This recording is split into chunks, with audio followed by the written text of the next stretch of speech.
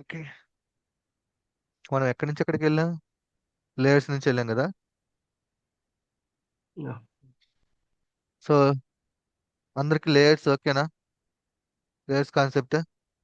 Yes I. Yes, I. ఒక్కో రోజు ఒక్కడు పడిపోతుంది కదా. ఓకే, లేయర్స్ అర్థమైంది. ఇది బేసికల్ గా నా పాయింట్ ఆఫ్ వ్యూలో నాకు ఒక 5 నిమిషాలు అయిపోతుంది. కానీ మీకు ఎక్స్ప్లెయిన్ చేయాలి అసలు ఏం జరుగుతుంది ఏంటి అనేది ఎక్స్ప్లెయిన్ చేస్తూ చేయాలి కాబట్టి ఇట్స్ టేకింగ్ టైం అంతే. బేసికల్ నేను ఇవన్నీ చేయాలంటే ఒక 1 అవర్ లో చేసేసుకోవచ్చు కూర్చొని, వితౌట్ ఎక్స్ప్లెనేషన్. బట్ ఇప్పుడు ల్యాండా లేయర్స్ నేను డైరెక్ట్ గా చేస్తే అర్థం కాదు. అందుకే ఫస్ట్ మీకు యాక్చువల్ గా డిప్లాయ్ చేసాము, కొన్ని ఇష్యూస్ చేసాము, తర్వాత లేయర్స్ ఎలా క్రియేట్ చేయలేము, తర్వాత ల్యాండా ఎంత ప్రొసీజర్ చూసుకున్నాం. కాకపోతే ఈ ప్రొసీజర్ ని మీరు ప్రాక్టీస్ చేశారనుకోండి ఎంతసేపు పట్టు చెప్పండి. ఇట్ విల్ టేక్ లెస్ స్పీడ్గా దెన్ వన్ అయిపోతుంది. మినిట్ లెస్ దెన్ 1 అవర్ అంతే. చాలా స్పీడ్ అయిపోతుంది. ప్రాసెస్ నేను చెప్పాను కదా. మీకు చేసేటప్పుడు అంత ఉండదు. ల్యాండా మాడ్యూల్ మిస్ అయింది, వెళ్తాము, జిప్ చేస్తాము, అప్లోడ్ చేస్తాం, లేయర్ చేస్తాము, దాన్ని అటాచ్ చేస్తాం, అంతే అయిపోయింది అక్కడ. వన్ జస్ట్ 5 minutes ఆ 10 minutes పడుతుంది. కానీ మనం బట్ దగ్గర దగ్గరగా వన్. బట్ బాగా చెప్తున్నారు బ్రో మీరు, టు బి ఫ్రాంక్. అంటే ఇట్లా ఓకే. చెప్పేటోళ్ళు కూడా కావాలి కదా. It is nice. ప్రాక్టికల్ గా అంటే బాగా కంటెంట్. ఇంటరాక్షన్ గా నేనైతే కోర్స్ ఎప్పుడు ఇట్లా చూడలేదు, ఇంత ఇంటరాక్షన్ గా. It's good basic. Okay, thanks అండి. రైట్. అంటే మీరు యాక్చువల్లీ పెద్ద బ్యాచ్ స్టార్ట్ చేస్తే ఇంకా ఎక్కువ మంది జాయిన్ అవుతారు బ్రో, మాలాంటి వాళ్ళు ఏం రానోళ్ళు. జాయిన్ అవ్వట్లేదండి. నేను 10K పెడుతుంటేనే 10K నీ కోర్స్కి ఎక్కువ అని అంటా ఉన్నారు. ఇంకా ఏం చేస్తాం? ఏ- ఏం చేయలేం మనం. పై బట్ పైన ఇట్స్ వర్త్ చెప్పేస్తారు బ్రో అండి. చాలా మంది. Yeah, it's worth really. Um. పై పైన థా- చెప్పేస్తారు బ్రో చాలా మంది, ఇంత డెప్త్ గా ఇంత గనం ఓపిక్ గా. మ్హూ. I don't think so. Basic గా యూట్యూబ్ లో వీడియోస్ కూడా ఇంత డెప్త్ గా ఉండవేమో. మనకి ఉంటేనే యాక్చువల్ వర్క్ ఇలాగే ఉంటుంది. సో మనం పై పైన చెప్పుకున్నాం అనుకోండి వర్క్, మీరు వేస్ట్ ఆఫ్ టైం అదంతా అంతే. ఇది యాక్చువల్లీ రియల్ టైమ్ లో ఎట్లుందో కొంచెం మాకు సిమిలర్ గా అట్లే ఉంది. బేసిక్ గా క్యూ, ఇప్పుడు ఎస్క్యూఎస్ ఇవన్నీ ఏదో నేను అప్లై చేసేటప్పుడు రెజ్యూమ్ మీద చూసే కానీ ఇప్పుడు ఇదా అని ఒక కాన్సెప్ట్ వచ్చింది. ఇప్పుడు ఒక మ్హూ. పైప్ లైన్ బిల్డ్ చేసావు, ఏం చేసావు అని అడగగానే టక్కని చెప్పేస్తాను నేను, ఇప్పుడు మీరు చెప్పిన ఎగ్జాంపుల్ ద్వారా. అది అంటే అట్లా మైండ్ లో ఫిక్స్ అయిపోయింది, ఫీడ్ అయిపోయింది మీరు చెప్పిన ఎక్స్ప్లెనేషన్ కి, నా మెయిన్ దానికి అజెండా అదే. బేసిక్ గా. ఇంటర్వ్యూలో కూడా ఏంటంటే మనము కంటెంట్ గా అర్థమైతే ఇంటర్వ్యూలో ఈజీగా హ్యాండిల్ చేసేయచ్చు.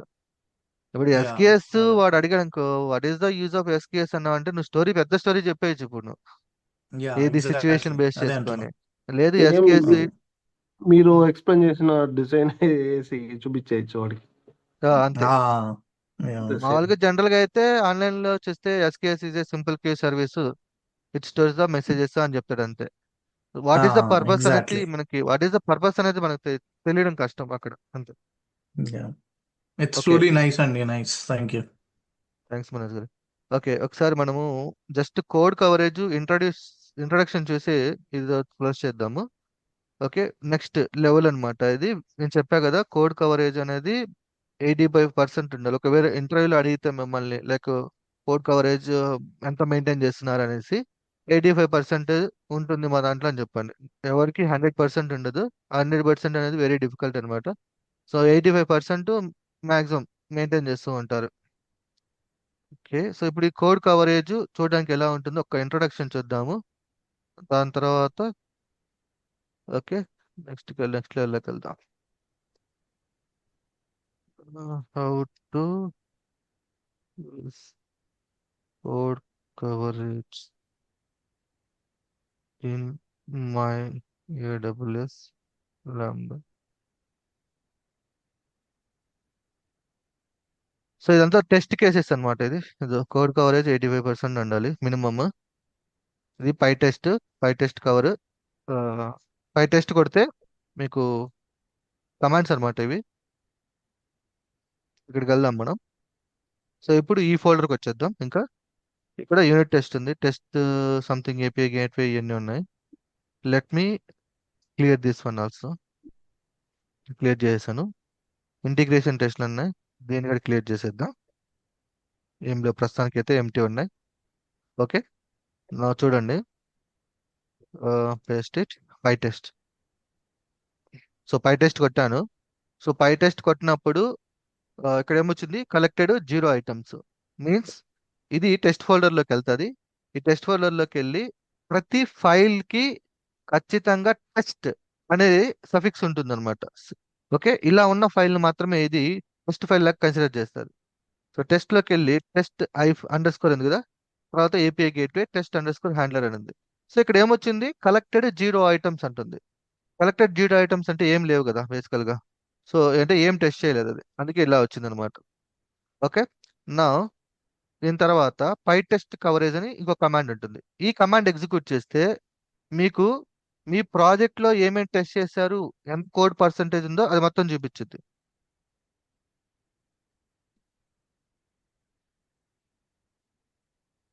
Test it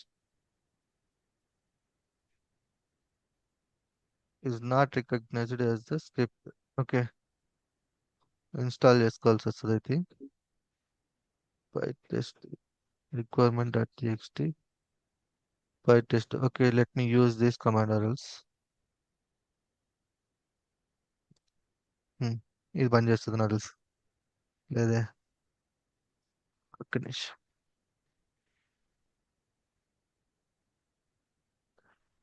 I think modules install చేసుకోవాలి వీటికి. అది సరే ప్లగ్ఇన్, యా చెప్పాను, ప్లగ్ఇన్ నాట్ ఇన్స్టాల్డ్. అదే కదా, డైరెక్ట్గా ఎగ్జిక్యూట్ చేస్తే అవ్వదు, ఇన్స్టాల్ చేయాలా. బై టెస్ట్ కావాలి. సో ఇక్కడ ఇన్స్టాల్ చేసాం కాబట్టి ఇది టెస్ట్ రిలేటెడ్ అండి. సో ఈ టెస్ట్ రిలేటెడ్ ఎక్కడ ఉంటాయంటే దీంట్లో ఉంటాయి. ఓకేనా, ఇక్కడ ఉందో చూడండి మళ్ళీ ఇంకోటి, ఇది టెస్ట్ రిలేటెడ్, ఈ మాడ్యూల్స్ అన్ని.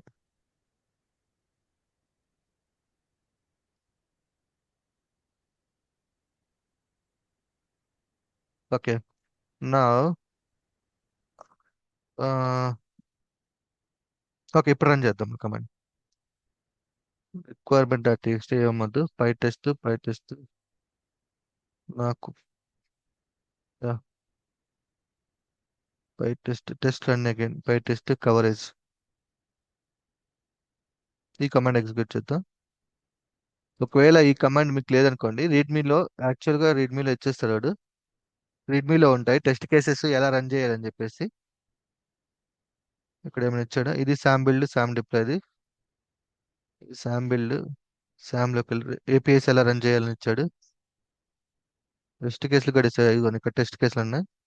పిప్ install requirements, Python name test. Okay, pytest ఇది కమాండ్, వాడు ఎగ్జిక్యూట్ చేస్తున్న కమాండ్. ఓకే, సో మనం ఇది యూస్ చేసుకుందాం. సో చూపిస్తా అదే. రైట్, ఇప్పుడు వచ్చింది చూడండి. దీంట్లో ఎగ్జిక్యూట్ చేసిన తర్వాత మీకు ఇక్కడ కవరేజ్ అని ఒకటి వస్తుంది. ఇక్కడ వచ్చింది కవరేజ్, నాట్ దిస్ వన్. దాన్ని ఇక్కడ వచ్చింది చూడండి, పై టెస్ట్ క్యాచ్ అని. I want the HTML. ఒక్క నిమిషం. దాంట్లో I కింద want- డాట్ కవరేజ్ అని ఒక ఫైల్ ఉంది No, no, no, అది కింద. కాదు, అది కాదు, అది కాదు. Okay okay okay.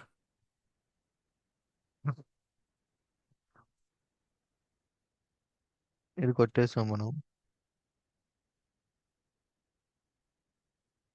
అంటే మనకి హెచ్టిఎంఎల్ కమాండ్ ఉంటుంది అంతే, అది ఇన్స్టాల్ అయిపోయింది, కమాండ్ ఉంటుంది అనమాట. ఏం లే, ఇక్కడ చూపిస్తుంది కదా మీకు లైవ్ లో హెచ్టిఎంఎల్ లాగా ఒక హెచ్టిఎంఎల్ పేజ్ వచ్చింది.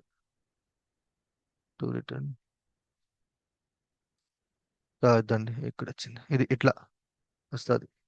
సో ఇక్కడ ఎల్లో మార్క్ ఉంది చూసారా, ఇది ఏంది దాని మీనింగ్, గిట్కి అటాచ్ అయిందా అటాచ్ అవ్వలేదు ఇది. సో ఇది అటాచ్ అవ్వలేదు, ఇది అటాచ్ అవ్వలేదు, కలర్ బట్టి చెప్పచ్చు గిట్కి అటాచ్ అవ్వలేదు ఇది. ఓకేనా, దీన్ని ఓపెన్ చేయండి. దీంట్లో ఇది మొత్తము విజువల్, అంటే ఇది ఏం లేదు, విజువల్ గా చూసుకోవడానికి అంతే. మీ టెస్ట్ కేసులు ఇండెక్స్ డాట్ హెచ్టిఎంఎల్ ఉంది కదా, దీన్ని ఓపెన్ చేయండి. ఇది ఇలా వస్తుంది. ఇక్కడ మీకు క్రోమ్ లో కావాలంటే క్రోమ్ లో, ఫైర్ ఫాక్స్ లో అండ్ ఎడ్జ్ లో ఉంది. నేను క్రోమ్ లో ఓపెన్ చేస్తాను. ఉమ్, ఇది ఎంత వచ్చింది పర్సంటేజ్ మీ కోడ్, 0%. ఏం చేయలేదు కదా, మన టెస్ట్ కేసులు ఏం రాయలేదు కదా. ఓకే, సో ఇక్కడ చూపించేస్తుంది మొత్తం ఎక్కడెక్కడ ఏమేమి టెస్ట్లు జరిగినాయి అనేసి. ఓకే, 100% వచ్చింది ఇక్కడ చూడండి, ఎందుకంటే ఇది init.py ఫైల్లో ఏముంటుంది కోడ్, అందుకని చెప్పి 100% వచ్చింది. కాన్ఫిగ్ లో 0% వచ్చింది చూడండి. Okay, statements 39 missing, 39 excluded. So ఇక్కడ టెస్ట్ రాయాలి మనం. ఓకే, మన సర్వీస్ ఇద్దండి ఇక్కడ చూడండి, ఇక్కడ 0 సర్వీస్. ఇక లైన్స్ ఆఫ్ కోడ్ చూపిస్తుంది, ఎక్కడ టెస్ట్ చేయాలి. ఇప్పుడు మీ దగ్గర కోపైలట్ ఉందనుకోండి, హ్యాపీగా కోపైలట్ యూజ్ చేసుకోవచ్చు. లేదు నా దగ్గర కోపైలట్ లేదు కదా, సో నేనేం చేస్తానో చూడండి. ఇది మీరు ఇట్లా చేయొద్దు. ఓకే, కోపైలట్ ఇస్తారు మాక్సిమమ్, కోపైలట్ యూజ్ చేసుకొని చేసుకోండి హ్యాపీగా. నేను కోపైలట్ అటాచ్ చేయడానికి ట్రై చేస్తాను దీన్ని. కాపీ చేసుకుందాం, ఇళ్ళకి వెళ్తాను. ఇక్కడ గ్రీన్ మార్క్ ఉంది కదా, చూడండి తర్వాత ఏం జరుగుతుందో. Please right unit test case. Okay, unit test.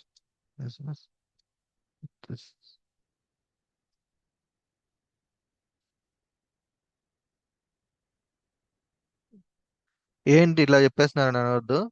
మీరు నేర్చుకోవాలనుకుంటే దీని టెస్ట్ కేసులు, బేసికల్గా మనం టెస్ట్ కేసుల మీద అసలు ఫోకస్ చేయము ఇప్పుడు కోపైలట్ వచ్చిన తర్వాత. ఇన్ కేస్ మీరు టెస్ట్ కేసులు నేర్చుకోవాలి అనుకుంటే యాక్చువల్గా మన ఉన్న వీడియోస్ ఇంకా అప్లోడ్ చేయాలి, అప్లోడ్ చేసేస్తాను లొకేషన్. ఇది test case complete code. Okay, సింపుల్గా కాపీ చేసుకుంటాం, ఇక్కడికి వస్తాం. సో టెస్ట్ హ్యాండ్లర్ ఉంది కదా, దీంట్లో పేస్ట్ చేయండి. వేసినప్పుడు మీరు కరెక్ట్గా చెక్ చేసుకోవాలి. ఇక్కడ చూడండి ఎర్రర్ వచ్చింది, అంటే ఎస్ఆర్సి కార్ రెంటల్ స్కీమ్ అని ఉంది. అది లొకేషన్, అది దానికి లొకేషన్స్ తెలియదు కదా. బేసికల్ గా కోపైలట్ ఉందనుకోండి, కోపైలట్ కి మనకి ఫుల్ ఫోల్డర్ యాక్సెస్ ఉంటుంది కాబట్టి ఎక్కడి నుంచి ఇంపోర్ట్ చేసుకోవాలి దానికి ఐడియా వస్తుంది. బట్ కోపైలట్ లేదు కాబట్టి ఇక్కడ మనకి, సో మనం లొకేషన్స్ ఇవ్వాలి దానికి. కార్ రెంటల్ ఎక్కడి నుంచి ఇంపోర్ట్ చేసుకోవాలి అనేసి.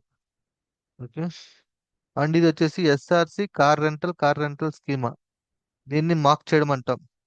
జస్ట్ చూడండి, ఆ, మీరు అంతా అయిపోయిన తర్వాత నాకు టెస్ట్ కేసులు నేర్పించండి అన్నప్పుడు చెప్తాను నేను. లేదు అంటే వీడియోస్ ఉన్నాయి, అవి అప్లోడ్ చేస్తాను, అవి చూడండి. ఓకే, సో అంత ఫోకస్ చేయాల్సిన అవసరం లేదు. బేసికల్గా చూపిస్తున్నా జస్ట్ ఎట్లా ఉంటుంది ఏంటి అనేది. లేదంటే ఒక రోజు క్లాస్ పెట్టుకుందాం ఓన్లీ టెస్ట్ కేసులకి. అంతా అయిపోయిన తర్వాత కూర్చుందాం ఈ టెస్ట్ కేసుల మీద. నాకు చిరాకైన సబ్జెక్ట్ ఏదైనా ఉంది అంటే అది ఇదే టెస్ట్ కేసులే. కోడ్ డెవలప్మెంట్ 2 లైన్లు రాస్తే టెస్ట్ కేసులు 100 లైన్లు రాయాలి.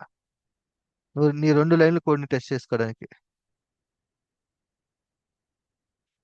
పెద్ద తలనొప్పి ఇది. ఓకే, ఇక్కడ ఎస్ఆర్సి కార్ రెంటల్ స్కీమా, ఒక్క నిమిషం టైం వేస్ట్ చేయకూడదు. కార్ రెంటల్ స్కీమా,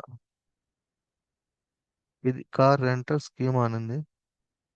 యా, ఇది కార్ రెంటల్ స్కీమా. ఇది ఎక్కడ ఉంది? కార్ రెంటల్ స్కీమాలో ఉంది. సో కార్ రెంటల్ స్కీమా, అది యాక్చువల్గా కార్ రెంటల్ స్కీమా. అది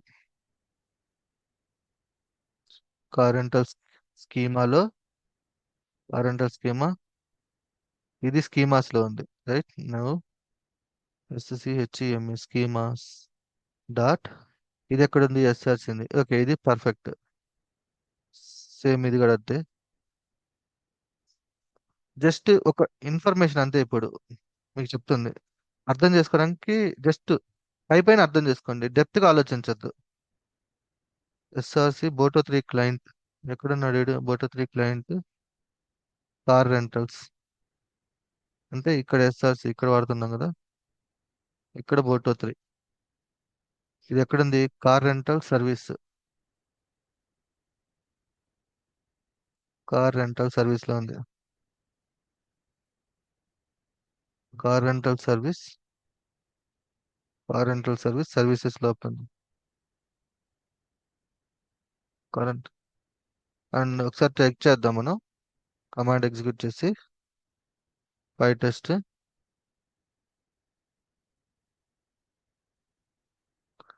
ఓకే, పోయింది. 1 ఫెయిల్డ్, 2 పాస్ అయినాయి, ఒకటి ఫెయిల్ అయిందంట. ఇది ఎందుకు ఇక్కడ ఎందుకు ఫెయిల్ అయింది ఇది? Okay, missing. అచ్చా అచ్చా, missing validation, car rental schema validation ఇది కదా. సో ఈ ఇన్పుట్ పంపించాలి, అందుకే ఫెయిల్ అయింది ఇది. సో ఇక్కడ వాడు టెస్ట్ చేసేటప్పుడు చూడండి, యాక్చువల్గా టెస్ట్ చేసేటప్పుడు కార్ బాడీ ఏమి ఇచ్చాడు? ఇది ఇచ్చాడు. ఇదే మనం యూజ్ చేస్తుంది కాదు కదా. సో మనం ఏమి యూజ్ చేయాలి? ఇది కదా. సో ఇది తీసుకెళ్ళి టెస్ట్ కింద ఇచ్చేయండి. Just test. Okay right. Now testing ఏడైనా ఉందా? డేటా ఇన్వాలిడ్ డేటా, ఓకే బాగానే ఉంది. ఇక్కడ మళ్ళీ read valid data, okay valid data ఇవ్వాలి. ఇక్కడ ఏంది? సక్సెస్ లేదు, okay. Now run the code again. మళ్ళీ ఫెయిల్ అయింది ఇది. Car rental schema to be called once, called 0 times.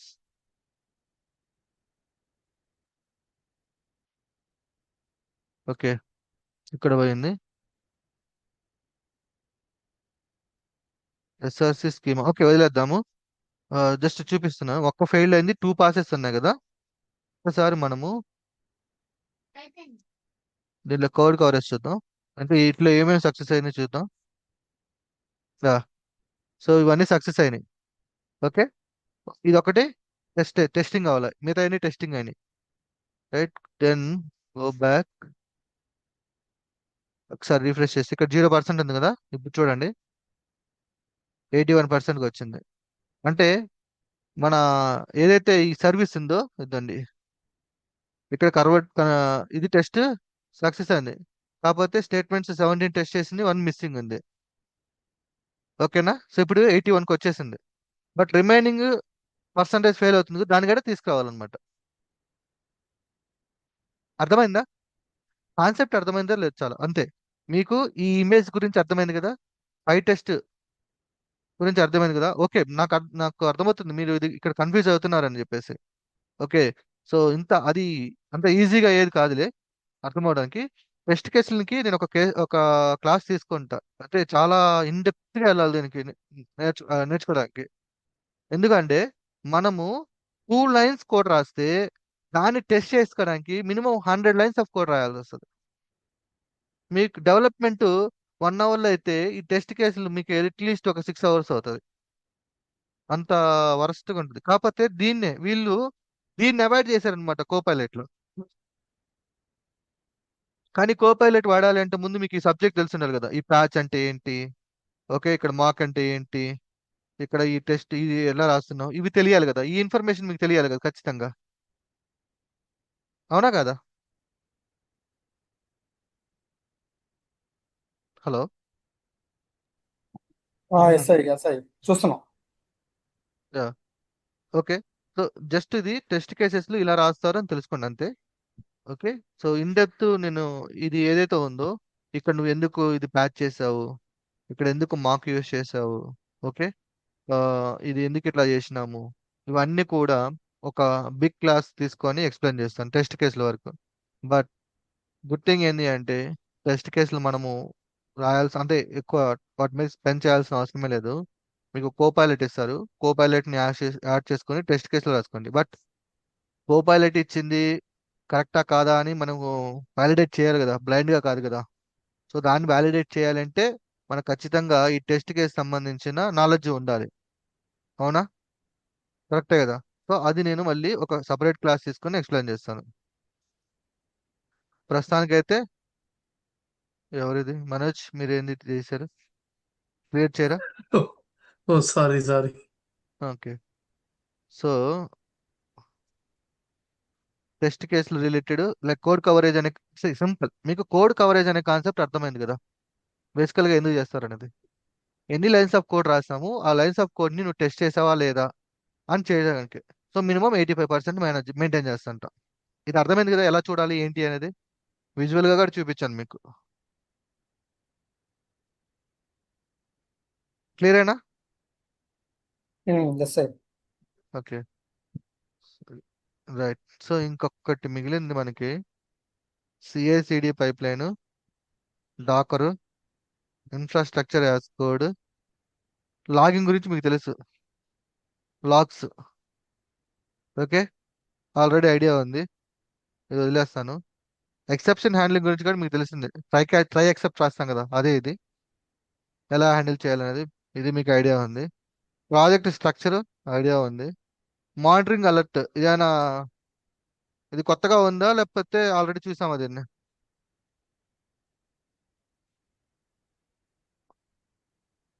Cloud watch ఇది చేసేసాం.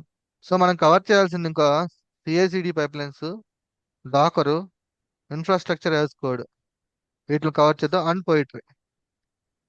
నేను ఈ కోడ్ కవరేజ్ అనేది మీకు ఇప్పుడు ఒక ఐడియా ఉంది అసలు ఏం జరుగుతుంది ఏంటి అనేది. కోడ్ కవరేజ్ సంబంధించిన కోడింగ్ అనేది నేను అంతా అయిపోయిన తర్వాత ఒక రోజు కూర్చున్నాను దీని మీద. మొత్తం మన ఏం చేయాలనుకుంటున్నామో అవన్నీ అయిపోయిన తర్వాత అప్పుడు కూర్చున్నాం ఇది. ఇది ఇప్పుడు నేను చెప్తే మీరు డెవలప్మెంట్ అంతా కూడా మర్చిపోతారు ఇదిగా నేను చెప్తే. ఎందుకంటే అక్కడ లేదు, ఊహించుకొని రాయాల. కోడ్ కవరేజ్ అంటే నువ్వు ఊహించుకొని రాయాలన్నమాట కోడ్ని. అర్థమవుతుందా? అంటే ఇప్పుడు మనము ఎస్క్యూఎస్ అనుకోండి, లేదా S3S అనుకోండి, అక్కడ ఎస్క్యూఎస్ ఉంది అని ఊహించుకొని రాయాలి, అక్కడ S3 ఉంది అని ఊహించుకొని రాయాలి. ఇది కొంచెము మెంటల్ టార్చర్ ఇది, టు బి ఫ్రాంక్. నేను అర్థమయ్యేటట్టు చెప్తాను, but it will take time. ఎందుకంటే ఇది చెప్తే డెవలప్మెంట్ అంతా మర్చిపోతారు మీరు. నేను చెప్పిందంతా కూడా తినేస్తుంది మీ బ్రెయిన్ని. సో ప్రస్తుతానికి మీకు కోడ్ కవరేజ్ అంటే ఏందో తెలిసింది, కోడ్ కవరేజ్ ఎందుకు యూజ్ చేస్తామో తెలిసింది.